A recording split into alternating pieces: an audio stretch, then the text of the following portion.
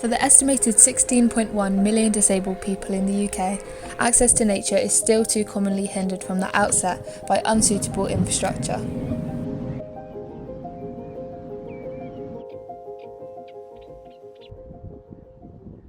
This is Brancaster Boardwalk. It was constructed in 2023, replacing the old pathway which was unsafe and inaccessible. There are many useful design features, including wheelchair passing places, handrails and contrast borders for people with sight impairment. Its width accommodates wheelchairs and mobility scooters. The path runs through a protected salt marsh and coastal landscape, which is home to many rare and threatened species of birds, such as the marsh harrier. We're here to find out if this development has been successful in improving accessibility to nature for disabled people who are typically excluded from these spaces. We gathered some responses from the public through a locally distributed survey. We used this to gauge personal experiences and opinions on the functionality of the boardwalk. To get more of a top-down perspective, we spoke to Andrew Jameson, councillor and chair of the Norfolk Coast National Trail Partnership. Norfolk Trails is something that means a great deal to me. My own father lost his legs, and the areas where I could take him were incredibly limited. So when I got this role, I was determined at all costs to make it much easier for people to get about along the Norfolk coast. So Norfolk overall, over 26% of the population is over 65, as opposed to 19%. In the country overall. We need to be able to keep people active. After evaluating several design options, a bespoke solution using Polywalk was chosen. Polywalk is a glass-reinforced plastic product offering a 75-plus year lifespan, low maintenance and sustainability by incorporating recycled PET. So the new boardwalk cost 1.3 million quid. It cost a lot of money. The old boardwalk was made out of wood. We could have done it for far cheaper, but wood also requires heavy machinery to install it. It damages the environment. The actual material will last 75 years. It's a no-brainer, actually. Design considerations like these have been strongly appreciated, as shown through this account. It's made it possible to use the path with her, where before she would have avoided it due to concerns about falling. The frequent benches and stopping places also help, enabling her to walk more of it than she might have otherwise because she can stop for a rest. More generally, responses majorly indicated preference for the new boardwalk, with 90% of respondents affirming that the new development has made it easier for them or someone they know to access nature in the area. But does improved access hamper conservation efforts?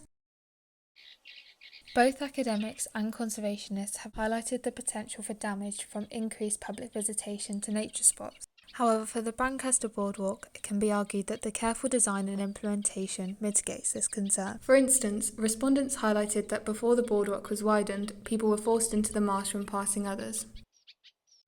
As the boardwalk construction project moved towards the finish line, features were tested and feedback was acquired from the Dragons, which is the Disability Real Action Group of Norfolk. Their Dragons on the Move programme reviews green spaces for their accessibility. And so the Dragons were really helpful in helping us test all those sort of features to make sure that they worked properly and they were designed properly. It's not a bad example, really, of if you go and ask somebody, they'll tell you rather than you going and telling them what they want because you know best. The boardwalk is a socio-technical solution to a problem within the realms of environmental justice. It's a transitional initiative pushing change within existing structures, but actively working to reshape power dynamics, as Andrew explained. However, battling through red tape and arduous public funding applications, it has still considered three key pillars of environmental justice.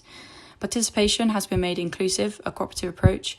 Benefits are not restricted to one group, appreciating the agency of both protected species, untouched habitats, and also social concerns. It embodies an access for all mantra, considering the 2010 Equality Act, but also working with environmental stakeholders to consider the site's fragile ecosystem, minimising disturbance and integrating aesthetics. It appears that this participatory decision-making has yielded a very positive outcome, with respondents echoing the beneficial accessibility features which were implemented as a result of the rigorous consultation process. These are key stepping stones within an environmentally just initiative. There's recognition of differing opinion and no exclusion of marginalised voices. They all have their own issues and they all have their own length of time to do things. So that is part of the trick, really, isn't it? It's to try to win the argument by answering everyone's concerns insofar as you possibly can. Although not transformational, its potential for longer-term knock-on effects must be noted. Disconnection from nature forms a key hindrance to sustainability. Therefore, by cultivating a sense of belonging and deeper connection amongst more of the population, the Brancaster Boardwalk can foster a greater sense of personal responsibility. This may encourage perspectives that intrinsically value nature or even recognise humans as nature, shifting away from purely instrumental views. In the long run, this shift could arguably drive increased conservation efforts and advocacy. It's a promising demonstration of how balancing accessibility and conservation is attainable in practice.